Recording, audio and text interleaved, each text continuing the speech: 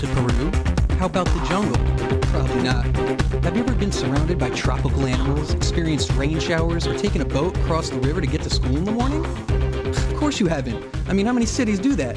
Well, this guy has. Although he might have spent most of his life in America, his early years took place in Peru, specifically the jungles of Iquitos, the largest city of Peruvian rainforest located in the Amazon River, a place where civilizations meet nature. Our guest today will talk about these and other unique experiences he had growing up in Iquitos, Peru. The Humanities Communications Art Department at NCC presents The New Directors, the show that introduces you to television's future writers, directors, and personalities. And now, join our host, Nadia Ayad. Thank you for joining us on today's edition of The New Directors. All of the people involved in this program are students in the television production course. They are directing, switching, controlling audio, operating cameras, and acting as talent for the first time today. The guests you are about to meet are students who, when not on camera, are behind the scenes working hard to bring this program to you with as few mistakes as possible. Each student will write and direct 3 different productions. This program will give them the opportunity to talk about themselves and the productions they are planning, as well as give you the chance to get to know them and watch their progress. Our guest today is currently taking the Film and TV Production course at NCC. He was born in Peru and lived there for 9 years before moving to the US. We would like you to meet today's guest, Favio de la Brena. Hi, Favio. Hey, Nadia. What's up? So, we know that you were originally from Lima, Peru, which is the capital city of Peru. But you actually lived in the jungle section of Peru by the Amazon for a couple of years in your early childhood. Can you tell us what it was like growing up there? Sure. Actually, yeah, I was born in the capital, which is Lima, Peru. Mm-hmm. And then, like, my dad, he was actually in the Navy. So when he was in the Navy, he had to be relocated. Mm-hmm. It was like around the time that I was like between 2 and 4 that I had to go there. And actually, it shows it right there. He was there, and just like Iquitos is kind of like the jungle part of Peru. It's like by the Amazon, and so I was there between 2 and 4. My sister was born around that time, I remember. Oh, wow. And there's 2 parts. There's like the city part, which is right there that I was at, that has like pavement and building structures. But then my dad, I remember taking me there like with his motorcycle, and like a kid from South America, you just play soccer and ride bicycles, kind of like a stereotype. Nice. Yes, but I mean, I remember that part. But the surroundings is what I remember the most. Like right there, like the jungle part is actually where I have like most of my memories. In the morning, I would take the boat to get to school. Looks like that. Wow. Like the houses actually kind of look like huts, like they're made out of hay, like you can blow them over. Maybe they are, I don't know. But I mean, like when it rains, it's like a rainforest, so it rains really hard, and you can actually take showers outside naked. Really? Yes, Did you do that? yes, I did. And the next day there were huge grasshoppers covered like all over my wall. Wow. So animals there are pretty much common when you go there, like even for tourists, it's like pets. So I mean, you see them all over the place, so it's very common for you to see them all over the place. And I had 2 macaw birds. The ones that I had were red. And eventually we let them like free because I mean they're just like, you know, they're in the forest. And I remember having a little monkey. They're called marmosets. Nobody believes me when I tell them this, but I had one for like 2 days, and it was just chilling with me outside. Right. Like when I was outside, like, you know, in the sun or whatever. I missed the little guy, but they're crazy, so you can't hold them forever. So that's why I only had them for 2 days. Right. But like I was in the bathroom one day. And then I walk in and I close the door because I was little. Then I turn around and I see a huge like tarantula, like a black spider, just like crawling there slowly. Oh, and it pretty much kind of stuck with me for the rest of my life. Like, I just freaked out and just like walked outside.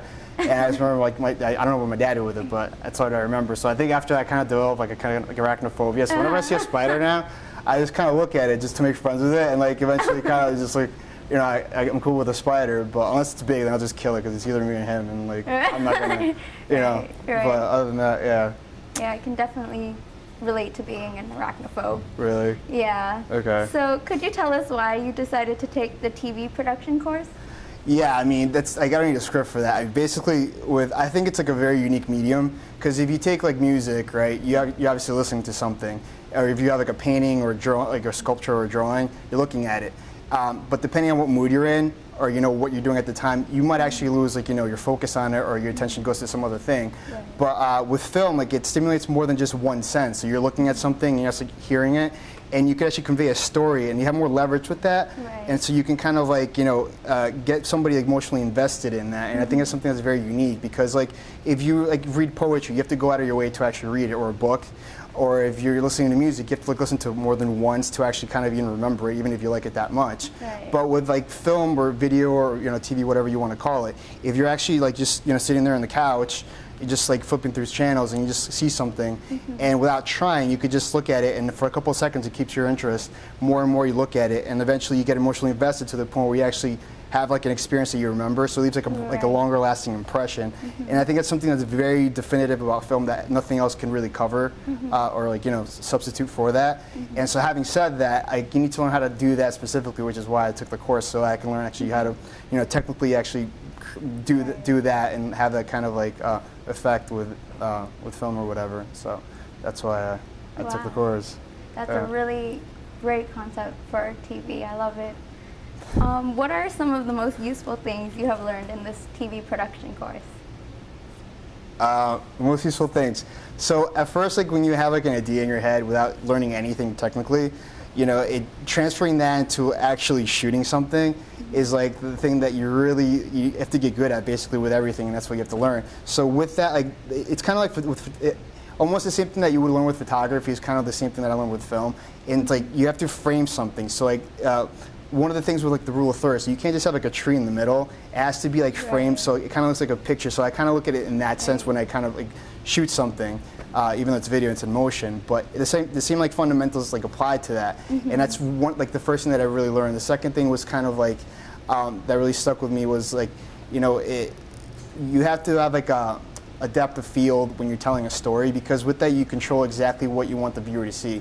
They might not necessarily consciously look at it and realize that, or maybe they will, but it's a very much you have control over exactly what part of the story is really important to them. So you could have the main person and the background is completely faded, right. Or you could have somebody talking but their face is blurry, and the focus is on something in the background. So right. It's kind of the director of the movie itself, telling you what you should be looking at or what is important that you should take out of the scene. So there's almost everything is done on purpose, and I think with that, with the rule of thirds, right. Framing stuff, and using the depth of field, or just using simplicity and just showing one thing that's really simple as opposed to a bunch of different things where the person doesn't know what they're going to be looking at. Right. So all those things that are just kind of minute details build into something that actually seem to seamlessly just kind of flow as a movie as it should be. So right. Those are kind of the things that I learned how to do along with the editing, obviously. Yeah, that's great. I saw some of your shots. They are beautiful, beautiful shots. Thanks. No problem. Tell us about the productions you created for the TV1 class, the action sequences, the New England seasonal project, and the Orange project.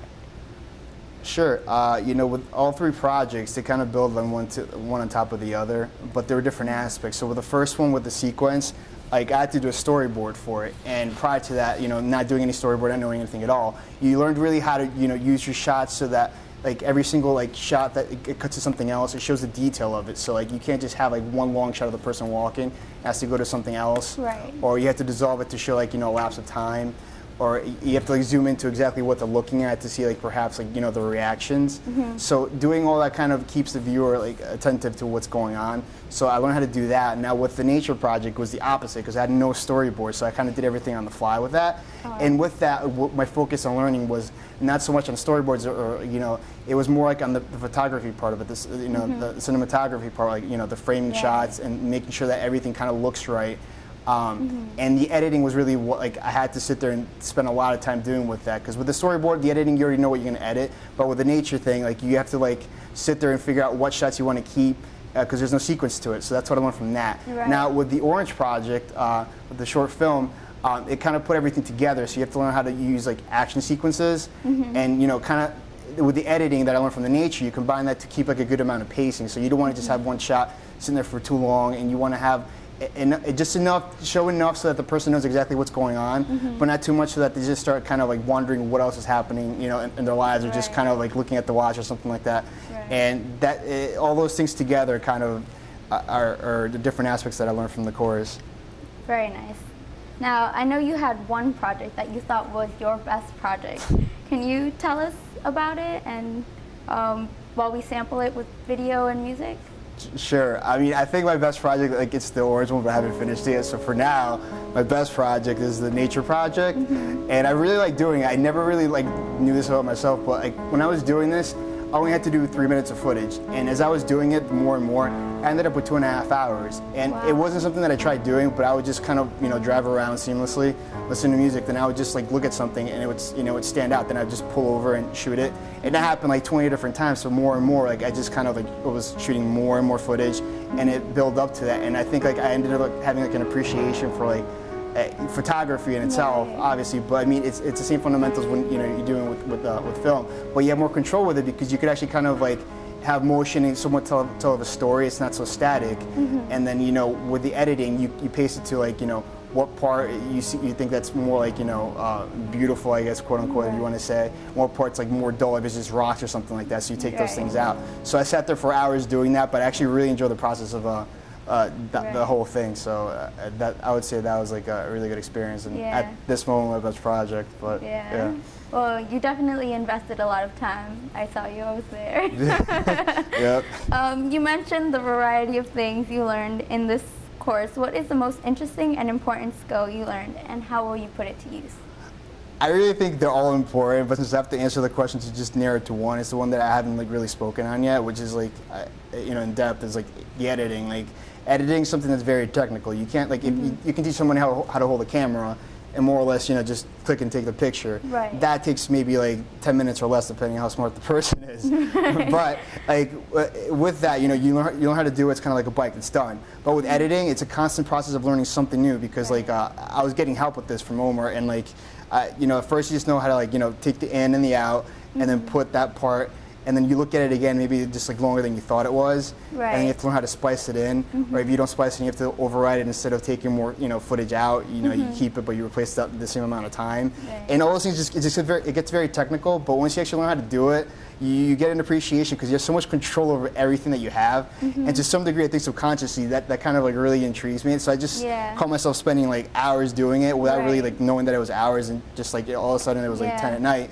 And I had to get kicked out because like I was here for too long, and it's something that I really liked, and I think it was like the most useful thing because you can really do that with almost any kind of project. So whether somebody's doing a documentary, music video, or a film or TV or some little skit they're gonna put on YouTube, it doesn't really matter. You still have to like go through the process of editing and you know compacting the thing into like something that you want to be a final product for somebody to watch. So I think that's kind of like the universal skill that you learn because you might not necessarily want to become a cinematographer, or you know, but you can kind of understand the concept of it. But editing, you have to be really specific as to where you want to cut it or what you want it to look like and what you want to add to it. So I think it was really probably my most useful thing that I learned from the class. Right, that's awesome. Great.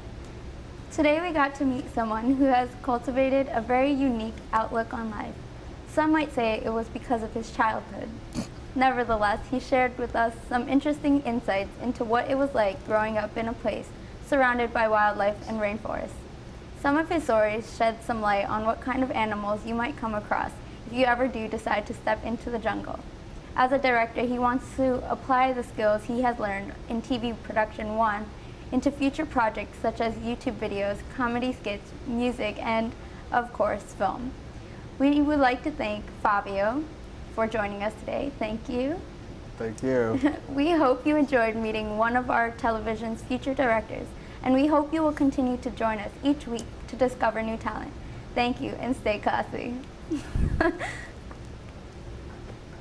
for that. Yeah, I put that. Yeah.